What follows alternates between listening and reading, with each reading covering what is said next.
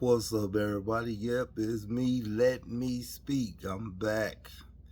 Was gone for a minute doing things and telling business, but don't never think I wasn't thinking about having to put my videos back out and get back on top of my business when it comes to YouTube. So I'm back, y'all, and on top of my stuff with plenty more stories to come. Right now, I want to give a shout out to all my subscribers and thank them for continuing to rock with me and rock with my videos. We got more videos on the way.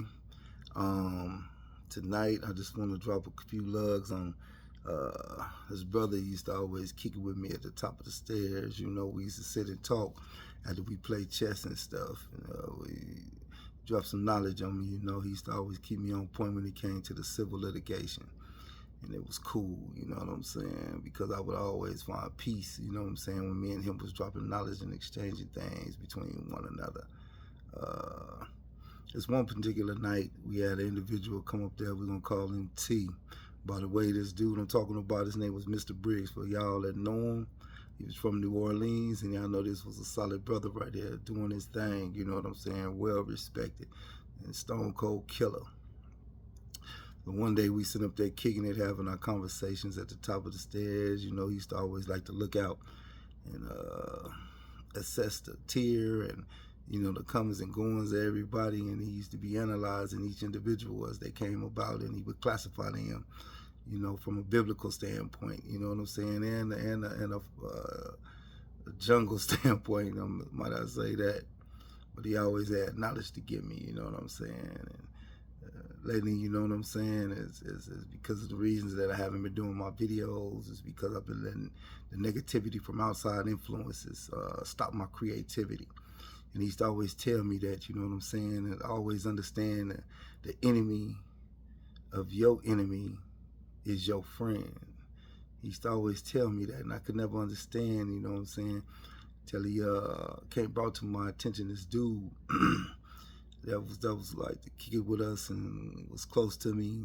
His name was T. We're going to call him T. And he definitely used to rock with me. We used to ride on things together, you know what I'm saying, but the end result was, you know what I'm saying, he turned out to be my enemy, you know what I'm saying, and he had always told me that that individual would be, when he spoke these things into existence, he used to tell me, so when you finally get out of there, brother, never forget that you can be next to your enemy at all the time and not even know it. So, I'm very appreciative of the knowledge he gave me, because I'm utilizing some of that out here now free. Understanding, about navigating out here, man. It's some cutthroat things that be going on. And sometimes you have to make decisions that are right for you may not be right for other individuals, But I used to like to kick it with this brother on the top of the stairs and look down on the tier. And one day we was kicking it, and this individual came up there, T, trying to talk, get involved in our conversation. And Mr. Briggs took that as a sign of disrespect and said, brother, you're going to have to wait till me and this brother get done talking. And I was quiet, just listening, and the brother was like, man, look, man, y'all ain't talking about nothing. Y'all ain't talking about nothing important. And then he was like, whether we talking about something important or not, you butting in and we trying to finish our discussion. And when you can talk about whatever you want to talk about.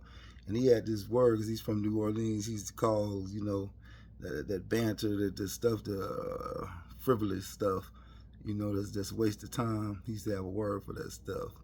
Can't remember the word was, but when I come back with my next stories, I definitely will bring it back up. But anyway, we kicking it and all that, and he doing that, and it's disrespectful. Mr. Briggs pulled his robe open, and he had this big old sharp Ginsu made, a nicely made prison weapon, you know what I'm saying? And the brother quickly got the hint, you know what I'm saying? Because Mr. Briggs wasn't no big brother. He'd be standing there, skinny brother, bald head, beard, with his kufi on, you know what I'm saying, and all the time, He had his night clothes on because he was getting ready to go in, about almost time for lockdown. But he kept that thing on him, and he put that work in. A couple of times I've seen him put that work in on individuals, But he was always dropping me knowledge, you know what I'm saying? And a lot of that stuff is coming into play right now. And some of the things he told me about having to navigate out here is coming to pass now, I'm having to utilize some of that information.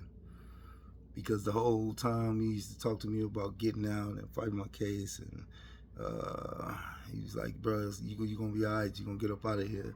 Even withstanding all the time that I had and having to go see the caseworker and anything, or every time I go see the caseworker for my 6-month review, there's no due date, there's no release date. And they always was telling us, that's a horrible feeling, when the caseworker just seeing you just because.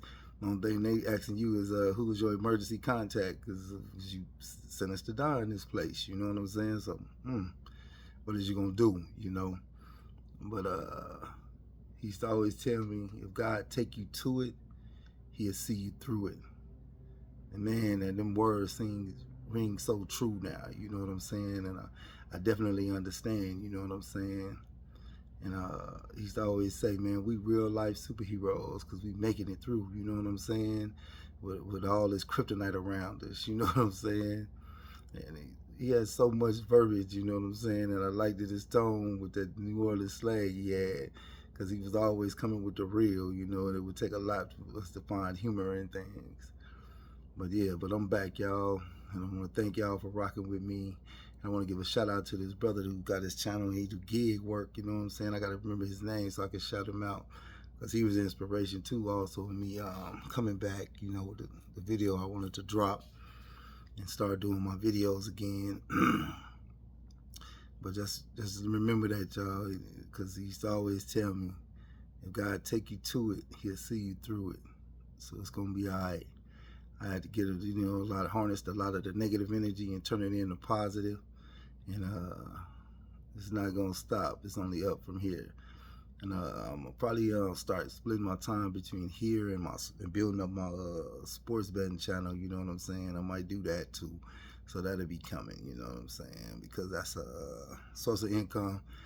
It's my way of giving back and helping individuals. To all, shout out to the people I've helped and to the ones I haven't helped just yet. You know what I'm saying? It's difficult because I'm doing it on TikTok and all the social medias. I'm learning them how to navigate through all those too and stuff. But it's on and popping, y'all. So just letting y'all know, I want to drop this short little video out and drop that to y'all. And always remember, I'm here, I'm back, and let me speak.